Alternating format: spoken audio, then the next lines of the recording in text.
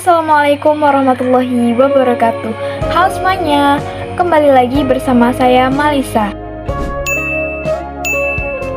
Nah, di video kali ini saya akan membahas apa saja sih komponen-komponen komunikasi. Sebelum lanjut ke penjelasannya, jangan lupa klik tombol subscribe dan juga like and comment. Terima kasih.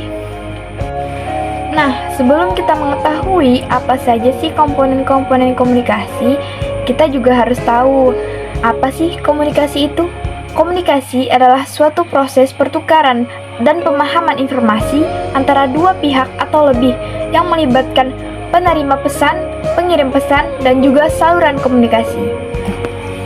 Nah, jadi proses komunikasi itu sangat memerlukan komponen-komponen pendukung. Apa saja sih komponennya? Nah, yang pertama ini ada komunikator. Komunikator adalah pihak yang menyampaikan informasi atau pesan kepada penerima. Nah, komunikator di sini sangat berperan penting bagi proses komunikasi. Kemungkinan jika tidak ada komunikator, mungkin tidak akan terjadi adanya komunikasi. Nah, semakin kredibel komunikator, semakin efektif pesan yang disampaikan.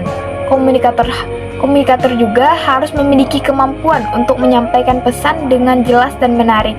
Nah, di sini supaya pesan dapat disampaikan dengan baik dan diterima dengan baik, jadi seorang komunikator juga harus memiliki kemampuan supaya apa yang disampaikan itu menarik dan juga dapat mudah dipahami oleh penerima. Nah, yang kedua ada pesan. Pesan dalam unit komunikasi adalah sebuah informasi atau gagasan yang ingin disampaikan oleh seseorang kepada orang lain.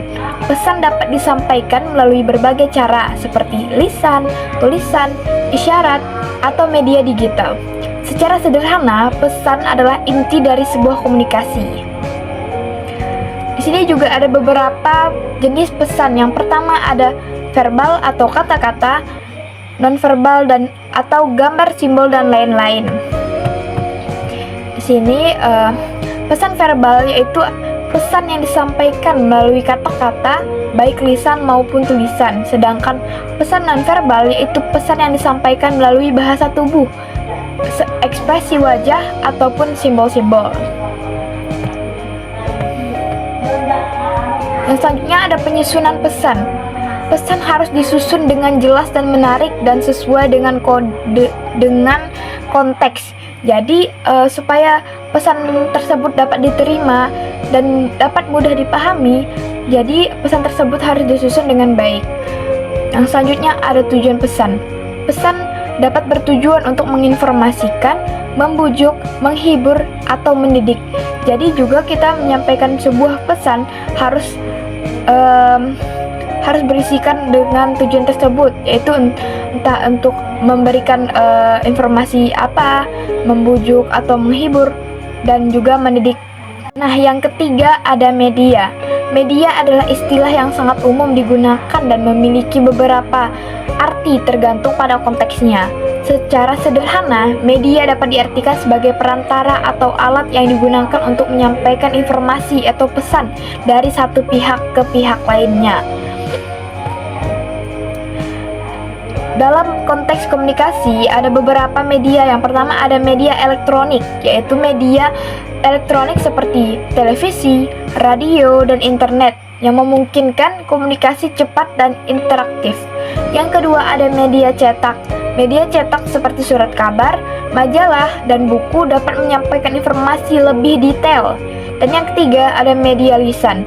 Media lisan adalah seperti percakapan tatap muka atau telepon yang memungkinkan komunikasi langsung dan personal. Keempat ada penerima atau komunikan. Penerima atau komunikan adalah individu atau kelompok yang menerima informasi atau pesan yang disampaikan oleh komunikator. Nah, di sini juga komunikan sangat penting bagi proses komunikasi, karena ketika seorang komunikator tidak memiliki penerima atau komunikan, mungkin mereka akan bingung akan memberikan informasi kepada siapa, dan mungkin proses komunikasi itu tidak dapat terjadi karena tidak adanya penerima. Yang selanjutnya, kemampuan penerima. Penerima harus memiliki kemampuan untuk memahami dan menafsirkan pesan yang diterima. Jadi sebagai penerima juga kita harus bisa menangkap apa yang disampaikan oleh komunikator. Yang selanjutnya ada harapan penerima. Penerima memiliki harapan dan preferensi tertentu terhadap informasi yang mereka terima. Yang selanjutnya ada efek. Efek dalam konteks komunikasi mengacu pada perubahan atau dampak yang terjadi pada seseorang atau kelompok sebagai hasil dari menerima pesan atau terlibat dalam suatu proses komunikasi. Perubahan ini bisa terjadi dari berbagai tingkatan, mulai dari perubahan pengetahuan dan sikap hingga perilaku yang nyata. Nah, jadi efek ini juga menjadi tujuan komunikasi. Apakah di sini juga kita bisa mengukur apakah pesan yang disampaikan oleh komunikator kepada komunikan sudah diterima dengan baik dan juga dapat menimbulkan dampak gitu. Jadi di sini juga mendapatkan perubahan sikap. Jadi efek komunikasi dapat mengubah sikap, pendapat atau perilaku penerima pesan. Dan juga efek komunikasi harus dievaluasi untuk menilai efektivitas proses komunikasi yang telah kita lakukan. Yang terakhir ada umpan balik. Umpan balik adalah respon dari penerima pesan yang diberikan kepada komunikator. Umpan balik memungkinkan komunikasi menjadi dua arah dan membantu meningkatkan efektivitas komunikasi. Dan juga umpan balik juga memiliki fungsi utama, yaitu memastikan bahwa pesan yang disampaikan telah dipahami dengan benar oleh penerima dan juga bisa mengukur seberapa efektif pesannya dalam mencapai tujuan yang kita inginkan. Nah, sekian penjelasan pada kali ini.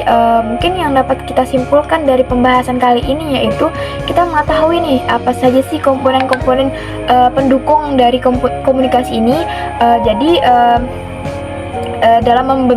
Dalam proses komunikasi kita juga memerlukan komponen-komponen utama, yaitu yang pertama ada komunikator, pesan, komunikan, media, bahkan umpan balik dan juga efek. Jadi kita mengetahui nih bagaimana sih suatu proses komunikasi itu bisa terjadi, yaitu dengan adanya komponen-komponen ini. Jadi komponen-komponen ini sangatlah penting bagi proses komunikasi.